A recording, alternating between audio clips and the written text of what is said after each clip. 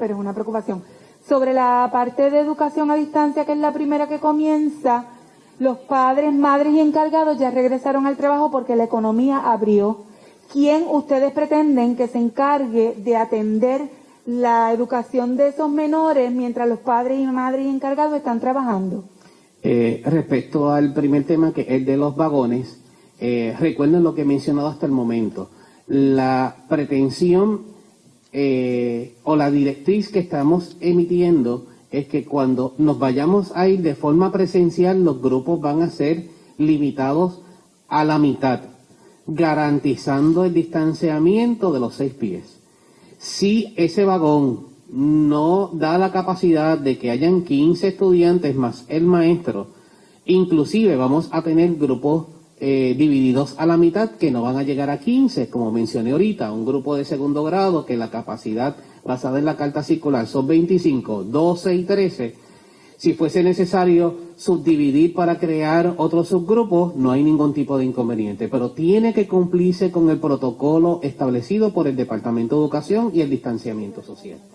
Respecto a la segunda premisa, que es que los padres están trabajando, las circunstancias actuales que estamos viviendo nos requieren a todos los habitantes de Puerto Rico hacer ajustes impresionantes en todos los sentidos de nuestra vida. Nosotros lamentamos enormemente las circunstancias y los ajustes que tenemos que hacer. Por eso mi ruego, no de ahora, sino desde cuando inició la pandemia, en cada foro público, y está consignado, le indicaba, vamos a sostener el distanciamiento social. Si nosotros como pueblo nos unimos, llevamos un mensaje contundente y llevamos más que el mensaje a una acción deliberada en nuestro interior, nosotros esta circunstancia. Clara, secretario, la pregunta es en términos prácticos, ¿verdad? En términos prácticos. ¿Cómo vamos a hacer esto? Mari Carmen, yo no puedo responderle ese acercamiento. Yo puedo indicar lo siguiente, que nosotros podemos cambiar el curso de la historia si cada uno asume la responsabilidad social. Y esto va a beneficiar a los padres, madres o encargados, pero también va a beneficiar a todas las comunidades. Una más del vocero. Gracias. La pregunta es sobre la transportación. Una vez haya cursos presenciales, transportación para estudiantes de corriente regular y la transportación de estudiantes de educación especial, ¿cómo ustedes van a manejar eso? Sí, nos estamos desviando de la conferencia de hoy, nos estamos yendo a cuando sea presencial. No obstante, va a haber un protocolo. Ya nosotros nos reunimos con la Federación de Transportistas, nos comunicamos con el negociado de seguridad a los fines de establecer las características particulares. No obstante, le adelanto lo siguiente. El conductor tiene que tener pruebas de COVID negativas, tiene que utilizar mascarilla en todo momento. Había una inclinación que está en discusión de que puede usar face shield en todo momento. Eso es una determinación del Departamento de Educación. Habría un acompañante adicional en la guagua para asegurar el distanciamiento social y el comportamiento de los estudiantes, que tomaría, antes de que el niño entre, la temperatura y le haría unas preguntas en términos de su estado de salud. Y obviamente la división de la capacidad de esa guagua escolar o de esa ruta. Félix Alemán, del Canal 6.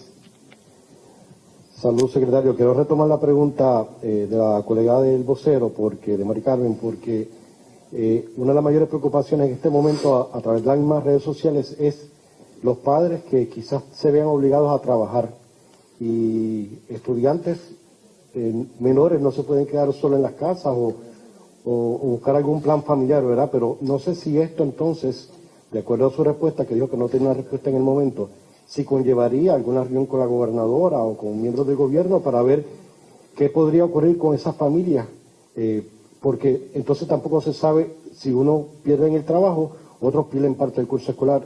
¿Qué tan complejo entonces sería este panorama? Es la primera pregunta y tengo una segunda pregunta. Sí, respecto a esta respuesta, esta inquietud que es sumamente válida, van a haber reuniones de seguimiento de todas estas inquietudes respecto al impacto que tiene con las familias. Así que no solamente va a participar el Departamento de Educación, va a estar participando el Task Force Social, Departamento de la Familia y otras agencias gubernamentales para buscar posibles respuestas o soluciones a lo planteado. Dos, de acuerdo a lo que ocurrió de marzo a mayo, de acuerdo a las debilidades o fallas que ustedes encontraron en el sistema cuando se vieron la obligación de comenzar educación a distancia, ¿qué cosas se vieron en el camino que se puede fortalecer para el inicio de este semestre, ¿verdad? Por lo menos en el momento en que la educación va a ser a distancia.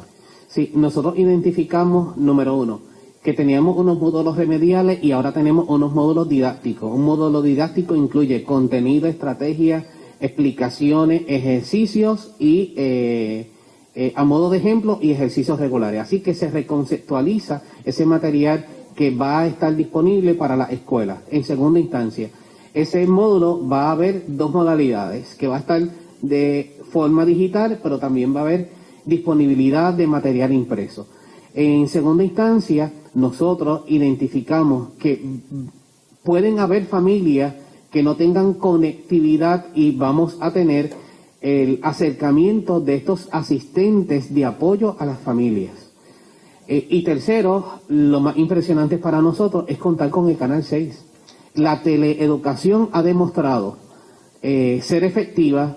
El plan académico diseñado a través de Canal 6 es sumamente impresionante y obviamente estaremos trabajando con el tema de distribución de tecnología a través de todo el sistema educativo. Dianeris Calderón, de Informe 79. Secretario, ¿existen escuelas ahora mismo que solamente cuentan con un conserje tal vez a tiempo completo? Siendo la limpieza e higiene clave para enfrentar esta pandemia, ¿cómo se va a reforzar los empleados de custodia en las escuelas? ¿Con cuántos conserjes usted entiende que debe contar cada escuela ahora en este tiempo de pandemia? ¿Y se habrá presupuesto para realizar una contratación de estos conserjes? Importante clarificar lo siguiente. En este momento las escuelas están operando con el director, la secretaria, el empleado de mantenimiento y los empleados de comedores. Por lo tanto, en esa plantilla posiblemente no tenemos más de 10 funcionarios en las escuelas que están abiertas.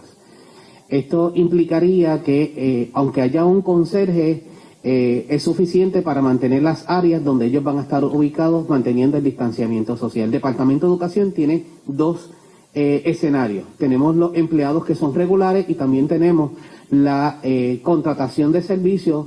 Y digo contratación de servicios para que se entienda un poco más, pero lo que hace el Departamento de Educación, identifica a través de la Administración de Servicios Generales unas entidades que sometieron propuestas y están registradas y nosotros le indicamos, necesitamos 5 empleados para tal escuela, se gira un documento que se llama una orden de compra y ellos envían ese conserje para que estén en la escuela. No hay una respuesta absoluta de cuántos conserjes se necesitan para una escuela.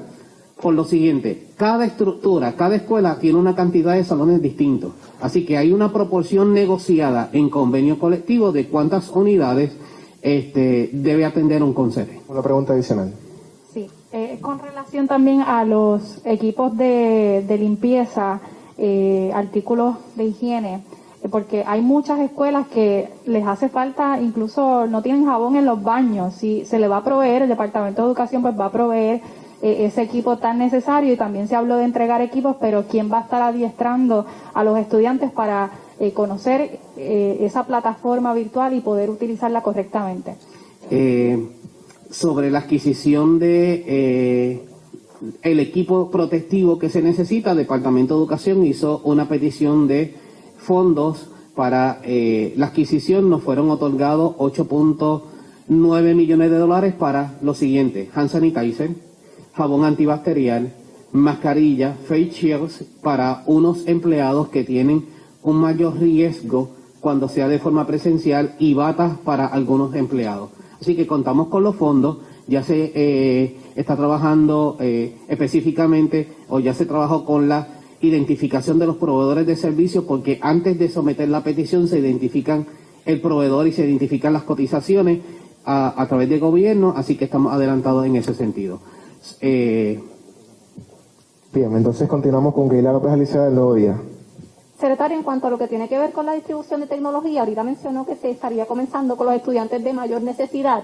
Esto significa que ya el departamento identificó cuáles son esos estudiantes que no se pudieron conectar el semestre pasado y que tuvieron problemas para dar continuidad a su enseñanza. Nosotros vamos a estar estableciendo necesidad como número 1, sur de Puerto Rico, donde no hay facilidades, porque los demás estudiantes tienen un centro educativo donde pueden estarse acercando, y mencionamos que padre, madre o encargado que tenga dificultad de conectividad va a poder acercarse a la escuela para cita previa para recibir material impreso o directrices particulares. Y en segunda instancia también vamos a tener estos asistentes a las familias como tal.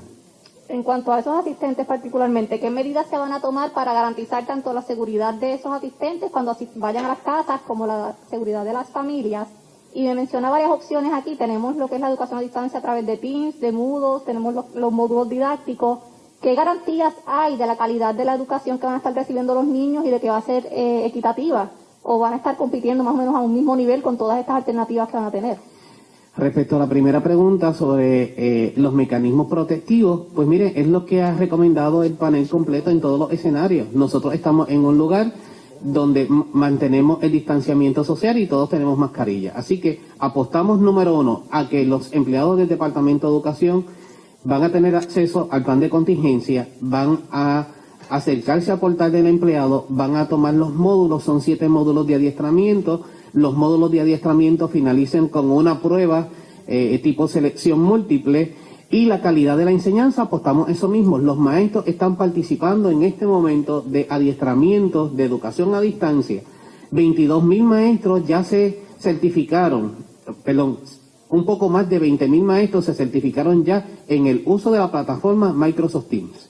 Eso implica que estuvieron en 10 adiestramientos de forma continua, sostenida, con unos recursos de alta calidad, y les salió su certificado, que esa misma experiencia la puedan llevar. En segunda instancia, en los talleres de Innova, uno de los adiestramientos va dirigido a que ellos puedan conocer el device que va a recibir al estudiante.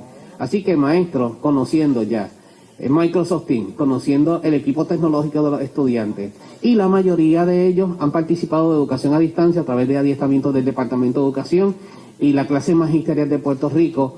Yo puedo asegurarle que es impresionante, es sumamente profesional, y su calibre a nivel internacional. En cuanto a lo que sería el adiestramiento para los estudiantes, ¿cómo se le va a estar entonces realizando? ¿Cómo se va a estar dividiendo el día lectivo para que los maestros entonces puedan adiestrar a los niños con esta plataforma? Departamento de Educación, al igual que hace en diferentes escenarios. Por ejemplo, todos los febreros nosotros llevamos a cabo una campaña de prevención de violencia en el noviazgo. Nosotros vamos a dedicar un tiempo particular con unos módulos a los maestros a los fines de que ellos se conviertan, a través de la estrategia de Train the Trainers, quienes asistan a nuestros estudiantes. Algo bien interesante es que no podemos menospreciar a estas nuevas generaciones. Nosotros tenemos niños que tienen un dominio de tecnología por encima de posiblemente de lo que domina el secretario del Departamento de Educación. Así que vivimos una generación altamente tecnológica, con un interés genuino de vivir cosas distintas, pero lo que no debe estar ocurriendo es que los estudiantes pasen mucho tiempo sin tener una experiencia académica. Pasamos entonces con Tatiana Díaz, del Centro de Periodismo Investigativo. Buenas tardes, secretario. Quería preguntarle sobre una carta del Departamento de Educación Federal que se ha reseñado desde la pasada semana, indicando que parte de los fondos CARES se han retenido hasta tanto no se firme el contrato con el síndico o el third party fiduciary que se pidió desde hace un tiempo. Y quería saber exactamente en qué estatus se encontraba la firma de ese contrato, o si había tenido alguna comunicación adicional con el Departamento de Educación Federal sobre ese tema. Sobre el asunto en referencia, se sigue negociando el contrato en referencia. Es un contrato sumamente complejo, impacta al Departamento de Educación y otras agencias gubernamentales, va a pasar escrutinio de la Junta de Supervisión Fiscal. El acercamiento principal es el alcance de sus funciones y el costo para el pueblo de Puerto Rico. Ese contrato va a fluctuar entre 40 o 50 millones anuales. Así que teniendo esta gran envergadura, hay que ser juicioso en los términos y condiciones del contrato. Ya nosotros recibimos las observaciones del bufete negociador de la entidad seleccionada, específicamente este viernes pasado, y estamos con nuestro equipo de asesoría legal del Departamento de Educación y todos los componentes de la agencia examinando las peticiones de revisión que ellos hicieron. Sobre CARES Act, nosotros estamos sosteniendo cada 2 semanas conference call con el Departamento de Educación Federal a los fines de nuestro plan que fue sometido y fue aprobado, y que nosotros dentro del plan establecimos nuestra línea de trabajo y ya nos han permitido acceder a cierto % de esos fondos hasta que el contrato con el síndico o el third party fiduciary sea concretado. Según vaya evolucionando la negociación, nosotros nos seguimos moviendo a la implementación del plan, y si fuese necesario nosotros acudir a ellos para decirles, mire, nuestra expectativa es que en un periodo de 30 días íbamos a usar $7 millones, nos dieron el visto bueno, no se ha firmado la contratación, necesitamos acceso a 10 millones adicionales, continuamos en negociación continua con el Departamento de Educación Federal. Una pregunta adicional de CPI. Se habló, por ejemplo, de evaluar a los estudiantes, ¿verdad?, en el regreso para ver qué destrezas hay que reforzar, pero quería saber exactamente cómo es que pretenden reforzar esas destrezas que no hayan adquirido. ¿Va a haber un programa after school? ¿Va a ser un día adicional para ellos? ¿Alguna clase específica virtual solamente para ese estudiante individualmente? Sí, dentro del plan de educación a distancia, los viernes van a ser dedicados exclusivamente, y estamos mencionando, los estudiantes identificados como promovidos condicionados. Así que los estudiantes regulares van a tener clases de lunes a jueves, viernes exclusivamente. Todos los maestros del sistema educativo, conforme a las características de los grupos, con los estudiantes promovidos condicionados. Si nosotros pensamos que nosotros vamos a estar en educación híbrida agosto, septiembre, nosotros vamos a tener una mayor cantidad de horas en términos de refuerzo de destreza para ese estudiante por encima de lo que nosotros trabajamos en un campamento de verano del Departamento de Educación, que son 20 días, 2 horas, para que el estudiante pueda aprobar alguna clase. Así que, de igual manera, el Departamento de Educación tiene unos proyectos subvencionados del programa título 4 parte B, que es 21st Century Learning Centers. Ya estos proveedores fueron seleccionados mediante un proceso competitivo. Nosotros, una vez iniciemos en modalidad a distancia el 17, vamos a estar activando estos contratos para que atiendan específicamente en refuerzo de destrezas como After School Program a los estudiantes de promovidos condicionados. Pedro Correa, de San Juan del Listón. Sí, buenas. Quiero hacer un seguimiento a la pregunta de la compañera del CPI, porque estaba viendo que dentro de su plan de Back to School, hay unos fondos ya asignados para contratar a psicólogos y enfermeros. ¿Cuáles son los fondos que se están utilizando para contratar a esos profesionales? Y siguiendo esa pregunta, al menos una noticia de Education Week indica que el Departamento de Educación Federal solamente le cedió a la agencia 7.3 millones para un periodo de 60 días. Y que este mismo iba a estar siendo atendido por una agencia un fiduciario. ¿Cómo es que ya se están asignando unos fondos cuando aún no se tiene a un fiduciario que es quien va a estar administrando esos fondos? Sí, me parece que no tiene una comprensión amplia del tema. Número uno, el Departamento de Educación Federal no es que nos asista, es que nosotros le indicamos dentro de nuestro plan, estas son las iniciativas. ¿Son permisibles mediante la legislación? La respuesta es sí. Nosotros le dijimos al Departamento de Educación Federal, para este periodo de estos 60 días necesitamos una adjudicación de aproximadamente 7 millones. Según vaya evolucionando, nosotros tengamos mayor necesidad, de igual manera, mientras demostremos que estamos negociando el contrato del síndico, vamos a indicarle, tenemos necesidad de mayor acceso. No obstante, es importante notificar que el Congreso de los Estados Unidos le ha indicado al Departamento de Educación Federal que la intención legislativa, y hay un reclamo lamentablemente a la Secretaria de Educación Federal, que estos fondos no deben estar adscritos o supervisados por el síndico establecido como tal. Una pregunta adicional. Y por ende hay que tener claro también que lo que se le restringió al Departamento de Educación Local fueron unos $400 millones. ¿Cómo esta restricción a estos fondos estaría limitando el regreso a la escuela, dado que es una restricción sumamente mayor. Clarifico lo siguiente. Los fondos asignados a través de CARES Act son específicamente 349 millones, entre los cuales, lamentablemente, y uno de los argumentos más fiables para nosotros, es que nosotros tenemos que tener una asignación a las instituciones no gubernamentales, que son los colegios. Si las condiciones especiales son para el Departamento de Educación, no debería ser las instituciones privadas estar sujetas a este síndico. Así que clarificamos, la cantidad que usted indica de sobre $400, 400 millones no es correcta, es una asignación de 349 y el Departamento de Educación fue el que le indicó. En los primeros 60 días vamos a hacer no una obligación, sino un desembolso. El Departamento de Educación no tiene ninguna limitación de una obligación total de los fondos porque ya la permisibilidad del plan está completado.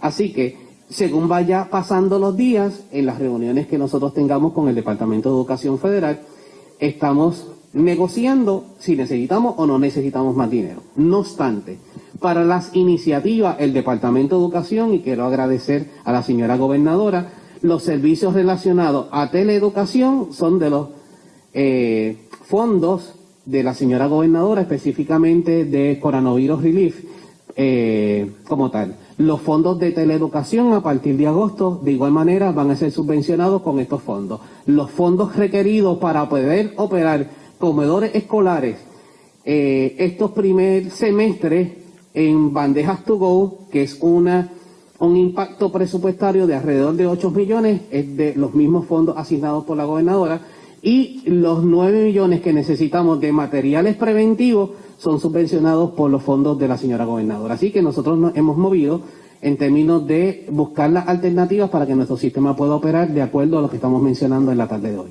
Ana Celia, de Foro Noticioso. Buenas tardes, secretario. Tengo dos preguntas que son de padres que se las han enviado directamente a usted porque no tienen forma de hacerlas sino a través de uno de nosotros. Esta no sé si le dé seguimiento a ustedes porque desconozco. Dice, el canal 6 no se ve en la montaña porque la antena principal de la SATA se cayó en el huracán María y todavía operan con una antena auxiliar en Aguas Buenas a baja potencia que solo cubre la zona norte y metro. O sea, tienen esa preocupación porque no tienen... que usted le dice a esos padres, ¿verdad? ¿Y la Sí, otra? le indicamos que también toda la programación de Canal 6 está a través de las redes sociales, Facebook y su canal, y se sube toda la programación y está disponible de forma regular. Si no tienen tampoco acceso a Internet, el Departamento de Educación va a tener estos módulos instruccionales que van a estar ubicados en la página, así que cuando salgan a algún evento fuera del hogar y tienen algún device o celular, lo pueden bajar a través de cualquier señal de Wi-Fi o también pueden recibir módulos impresos de ser necesario. Así que van a haber alternativas para las diferentes situaciones que presenten las familias. Entonces, esta pregunta la ha contestado 2 veces, pero es que le escribe una maestra que ella dice, no sé si usted tiene esa preocupación, se la hicieron llegar, de que tiene niños pequeños, ella entonces tiene que dedicarse a control remoto, a dar las clases, si hay alguna ayuda, porque como también todos los padres tienen la preocupación, ¿verdad?, por la situación que se vive de la pandemia, de llevar a sus hijos a cuidar a otro lugar, pues, y ella es maestra. Y puede haber otros maestros con la misma situación. Todas esas inquietudes están siendo atendidas a través del plan de contingencia y hay unas regulaciones particulares y unos ajustes que se le piden a los patrones a través del Departamento de Trabajo que nosotros hemos compartido a través de las redes del Departamento de Educación, así que estamos mirando el abanico de posibilidades. Secretario, para estar clara, el hecho de que las clases sean digitales no se afecta en ninguna forma a los fondos federales. No. Gracias. Vamos entonces con Osman Pérez, de Primera Hora.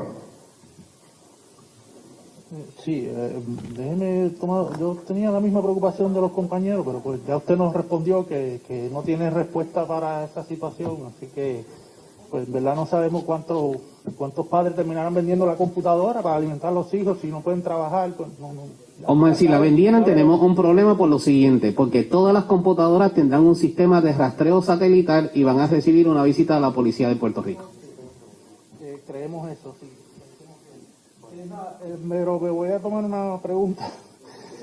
Usted anunció también una contratación de psicólogos y enfermeros. 857. ¿Están esos psicólogos disponibles? ¿El Departamento de Educación sabe que están disponibles, que se pueden contratar, o está el número abierto y esperemos que aparezcan? Nosotros nos reunimos con la Asociación de Psicólogos de Puerto Rico. Ellos nos indicaron que si tienen personas adscritas a la asociación disponibles para brindar los servicios. Departamento de Educación, número 1. Nuestro paso principal es, número 1, identificar los fondos. Y por primera vez en la historia de la educación puertorriqueña, tener un psicólogo para cada escuela del Departamento de Educación. Este esfuerzo es, compañeros y pueblo de Puerto Rico, sumamente complicado, al igual que el mismo escenario de tratar de contar con una enfermera para cada plantel escolar. Así que es complicado, la parte presupuestaria la trabajamos y pendiente a todos los candidatos a las convocatorias que va a tener el Departamento de Educación. Una pregunta adicional. Los enfermeros también tienen el número, saben que están disponibles. Es que se hace el anuncio, no sé si Educación realmente estudió y tiene la constancia de que se puede llenar. Y nos hemos comunicado con el Colegio de Profesionales de la Enfermería de Puerto Rico. El semestre pasado teníamos alrededor de 434. Simplemente necesitamos identificar un 50% adicional para llegar a las 857. Inclusive nosotros hemos recibido comunicación de instituciones postsecundarias que están en la mejor disposición de identificar egresados para que sean parte de la plantilla de empleados del Departamento de Educación. Gracias. Por último, doctor Chopin. Buenas tardes, secretario. Yo tengo varias preguntas. Y siguiendo a los dos compañeros con la cuestión de que no tengo quien me cuide a los hijos, ¿verdad? Vemos que en la estadística que usted presenta, la matrícula para este año bajó 11.000 estudiantes estimada, de 292.000 a 281.000. O sea que ha habido una pérdida de 11.000 estudiantes menos. Con esta directriz que usted está diciendo, ¿cuántos padres estarían no llevando a los hijos a las escuelas? ¿Cuánta merma de matrícula usted esperaría con este escenario que hay ahora mismo? Esa es la primera pregunta. El Departamento de Educación, en términos de proyecciones, hace un análisis estadístico, se llama un análisis de regresión lineal para tener la proyección de estudiantes para el próximo año académico. Basada en la matrícula, ya nosotros sobrepasamos nuestra expectativa, que eran 278.500 estudiantes. Así que es impredecible nosotros, a ciencia cierta, decir cómo va a ser el comportamiento humano. No obstante, dentro de este acercamiento nosotros esperamos que las familias puertorriqueñas puedan confiar en el Departamento de Educación. Lo que nosotros estamos viviendo está ocurriendo en todas las demás jurisdicciones. Así que el elemento de una posible migración fuera de Puerto Rico por la pandemia aquí, no esperamos que afecte enormemente a nuestro sistema educativo, porque tenemos otras jurisdicciones con una mayor cantidad de diagnósticos. La otra pregunta que tengo es la siguiente. Muchos padres en este momento, a semanas de abrir el año escolar, no saben qué comprarle a sus hijos de materiales, de uniformes. Bajo este escenario que usted está presentando, que va a ser inicialmente a distancia y luego pudiera ser combinado, híbrido, el padre debe comprarle el uniforme a los muchachos si no va a ir. ¿De qué material le va a comprar? Libretas, si va a ser a distancia. ¿Qué mensaje usted le lleva a esos padres que ahora mismo están en las tiendas desesperados y no saben qué comprarle a los hijos? Como elemento primario, en educación a distancia van a necesitar los materiales básicos. Van a necesitar la libreta de español, inglés, matemáticas, ciencias, porque van a estar tomando clases en una modalidad distinta. De igual manera, de acuerdo al nivel, y esto es importante, que mantengan la comunicación con las escuelas. Basado en el plan operacional de las escuelas, son las mismas escuelas las que le van a decir, basado en esta realidad y en nuestro plan práctico, esto es lo que debe tener el niño en el hogar para educación a distancia.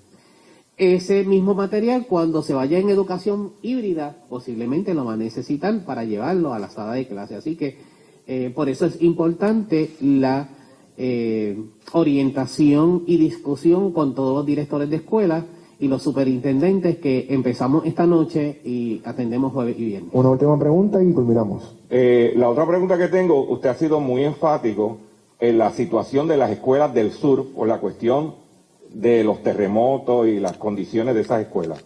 Pero aquí hay escuelas en el área metropolitana que han sido cerradas. Santiago Iglesias en Guaynabo fue cerrada y fue consolidada con la urbana del pueblo de Guaynabo.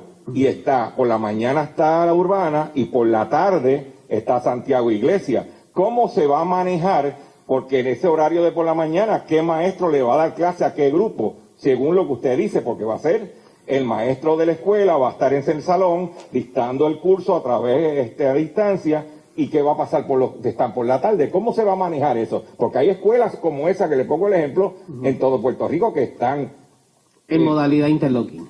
En modalidad interlocking por la cuestión de los terremotos, porque la escuela no está físicamente habitable para poderse llevar a cabo. Las escuelas que están en interlocking continuarán en interlocking, a pesar de que sea presencial o que sea en educación a distancia. Elemento importante, si dentro de las características de la infraestructura nos permitiría sostener las dos escuelas o las dos facultades en la misma facilidad, entonces se podría mover en educación a distancia, en horario no alterno.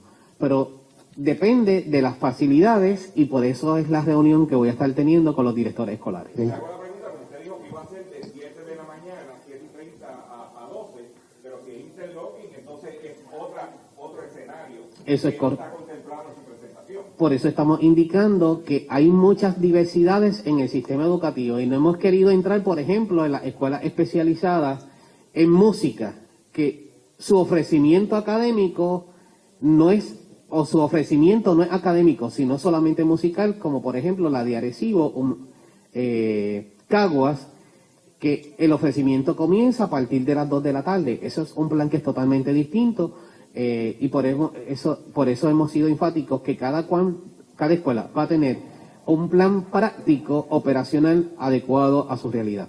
Perfecto, hemos culminado. Muchas gracias a todos. Bueno, como ustedes han escuchado.